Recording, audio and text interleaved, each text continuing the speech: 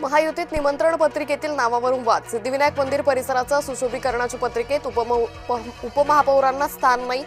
न्यासाकडून महापौरांचा उल्लेख, मात्र उपमहापौरांचं नाव विसरले. संभाजीनगरात शिवसेनेतला अंतर्गत कलह चव्हाट्यावर. निधी वाटपावरून सत्तारांची नाव न घेता शिरसाटांवर आगपाखड. मनसे नेते अमित ठाकरेंचा आज वाढदिवस. आदित्य ठाकरे अमित ठाकरेंच्या भेटीला. शिवतीर्थावर सकाळपासून शुभेच्छा देण्यासाठी मनसैनिकांची गर्दी. महाराष्ट्रातील 5 खासदारांना संसद रत्न पुरस्कार. श्रीकांत शिंदे, नरेश मस्के यांना पुरस्कार जाहीर. हेमंत सावरा, स्मिता वाघ, मेधा कुलकर्णींनाही संसद रत्न पुरस्कार. आदित्य ठाकरे आज नाशिक दौऱ्यावर. विविध पक्षांच्या संघटनात्मक बैठका घेणार.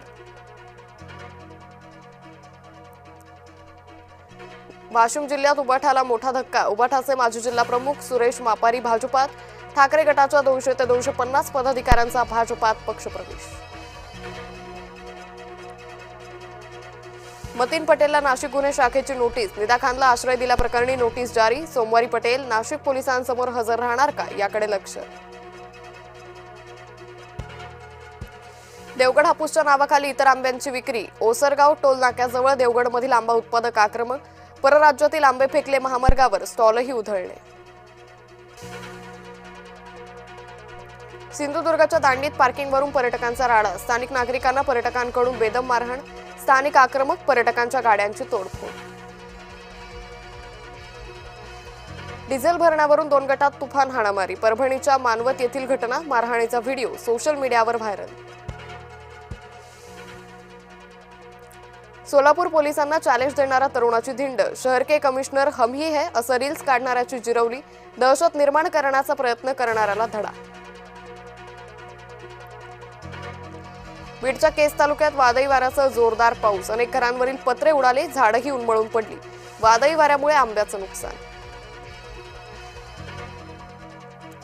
शांतता करा दृष्टीपथात. अमेरिका इराण यांचे संकेत. पाकिस्तान कतारच्या मध्यस्थीमुळे दोन्ही देशातील मतभेद विरळले. तरीही इराणचा ट्रम्प यांना गंभीर इशारा.